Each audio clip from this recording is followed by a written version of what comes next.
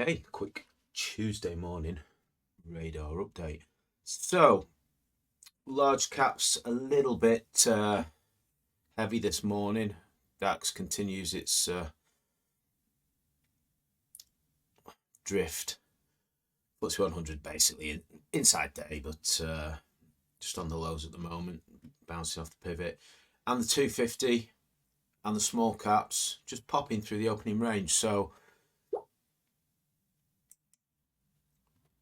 the theme tends to be money is flowing from the large caps into a bit more risk. Moving on from that, we'll just buzz through these markets. Transports for the Dow theorists out there, transports is the leader, and the transports has broken out of this base. What we drew in earlier, but it kept on drifting sideways for some time. But a base it was. Industrials, new high on the move. Pullback, high. S&P 500. Obviously, I took the liberty of having a look in the crystal ball, and I drew potential for a channeling pullback. What have we got? We've gone straight back to highs, and we've got potential for just a tightening base there as well. It's that's what you want to see.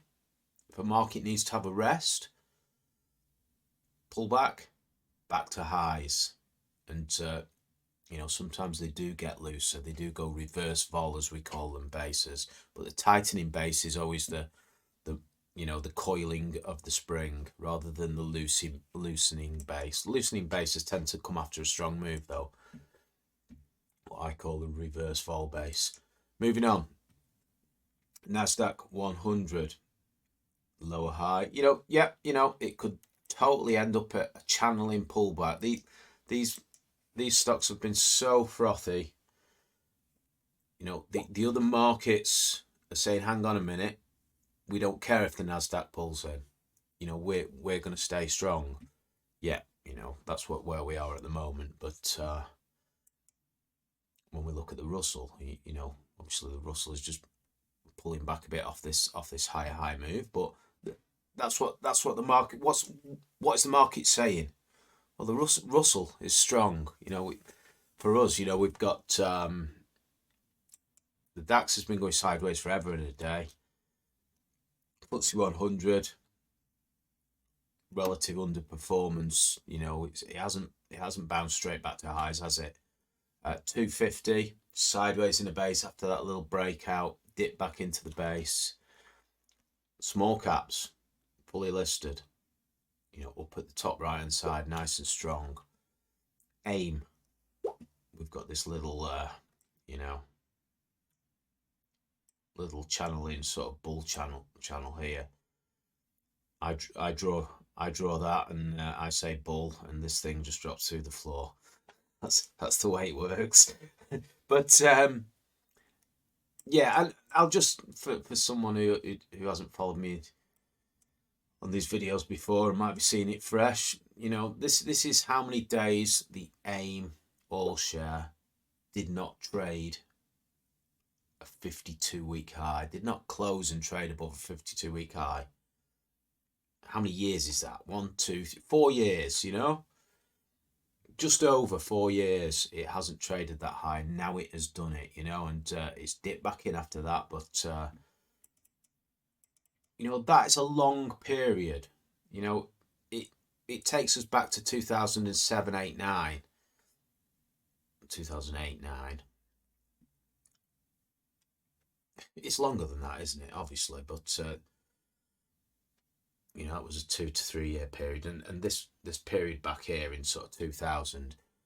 It's a long time without, and this chart just tells you why social media and FinTwit has been absolutely obliterated. There's just nobody home, is there? And that tells you why. You're in for a long time, or you're in for a good time, and the people who are in for a good time have disappeared. it's just absolute tumbleweed out there. And for us, we're always kind of contrarian on that. This is a fantastic potential ahead. I'm always looking ahead, always bullish. Always looking for those bullish stocks. Now, where are those bullish stocks at the moment? Precious metals. We're starting to see construction fill out a little bit more, but we've been riding some construction stocks for quite some time. I'll just punch some stocks in.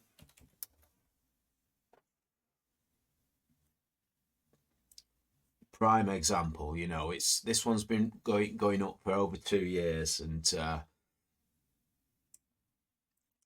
we've been all over these at Trading Basis.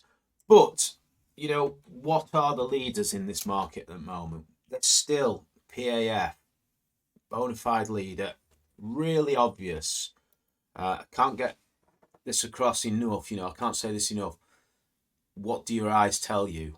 What are the orderly trends? And we go through the SRBs, the PAFs.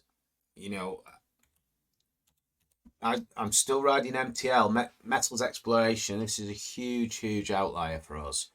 Some people have already taken profit on this, I will say. But it's still structurally, it's just, it's taking a breather, isn't it? But a nice little base here would be interesting. And let me just bring up another one. Another one, what's interesting, platinum. Platinum's doing well at the moment. So this stock hasn't really clicked his heels yet and raced off into the distance. But, we got a base, tradable around the base here. Breakout, pullback, another base, breakout. Big deep pullback here. This is what I call a zone of interest. Let's go articles. And then we've got this deep pullback again into this base. Really obvious. What do your eyes say is happening here? This stock's kind of raced off ahead of itself. It's raced off strong, 100% move, and it's just corrected back into this level. So, again, I do not have a crystal ball. I take my entries on the best stocks I can find, and I like to marry the price action, the chart, with the fundamentals. I'm hunting for growth stocks, and all these stocks here, anyone who's hunted for a growth stock, these stocks we've talked about today will light up a growth screen and be almost too obvious is what I'm trying to say. And I'm not shooting for, I'm not trying to trade a little pop on these things of 20%. I'm trying to ride these things for hundreds of percent. So, and I'll just take the log scale off because we get paid in multiple of risk. So, our risk was very defined down here, and it's raced off into the future. Volatility in profits is what you end up with. If you're doing everything right, your big winners will dominate the volatility of the portfolio. So, I just wanted to just buzz through a few of the basics, really basic things, what can improve your investing, especially in the market environment we've had. What is working? What has the growth? Where is the growth? Why are the gold stocks rallying? It's really obvious, low fuel prices. The gold price is through the roof. These things are just absolutely, aggressively re-rating higher, have been for some time. Hopefully they continue and go off on a blow-off move. That will be the perfect end game for these precious metal stocks. But from my point of view, what I do is I turn up every day. It doesn't take long, 5-10 minutes, buzz through the end of day screens, look for what It's hitting the screens. In my head, I'm looking at those sectors. We've been seeing construction come in. We don't know whether to believe it yet, but we're riding some construction stocks. As we didn't know whether to believe the precious metals. It's like the boy who cried wolf when you trading the gold stocks or commodity related stocks. But we dangle a few toes. Some toes get bitten off. We ride the winners. And the most important thing is, to not be a transient investor, to be able to turn up every day, week on week, month on month, year on year, through good and bad times, is just to let those winners run and not try and over engineer, micromanage these things. Hold on to your winners. If you look back at the big winners you want to ride in your portfolio, you're going to be looking for those big trending stocks, MTL being a prime example. And you're going to say, what do I have to sit through to get from A to B? Well, I have to sit through all these pullbacks. This was a 41% pullback in a strong uptrend after a pop of, 90%, whatever. That's what you have to deal with if you want to ride a trend in these things. You've got to soak up a bit more volatility. You don't want to be the investor who's buying and selling, buying and selling, buying and selling. And then all of a sudden you're in cash. You're in 90% cash most of the time because you keep selling your winners and you don't take part in the obvious primary trend in the market. In a good market where everything seems to work, that's usually mid sort of bull market. And it usually bites you on the ass at the other end, doesn't it? That kind of investing. Everything seems to work. Every style works. We've been through a tricky market where you've got to be in the right trends and you've got to let those trends run to really compound the account. So we're coming to the end of it. I wouldn't say a knock it out of the park year.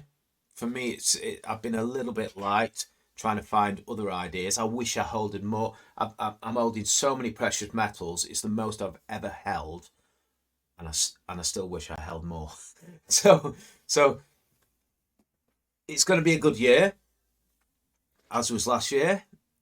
It's all going to. Most of the profit is coming from the precious metals and a few construction stocks, and in the longer term, sort of, I'm talking the what I call the primary trend. Position trading is what we're looking at here, and yeah. If you like what you see there, just get over to Trading Basis. Check out my website. There's a lot of free content in there. You can go over to the articles pages on the share scope as well, and get in-depth articles on what I'm talking about here. The way I come at this is I tell you what I do. You can look at a stock and you can go, well, Jay's probably bought there, he probably added there, and he's ridden this trend and he's probably exited there by just soaking up the information in the tutorials. Try not to overcomplicate it. It is a very simple business at the end of the day. So I'll leave it there. Cheers all.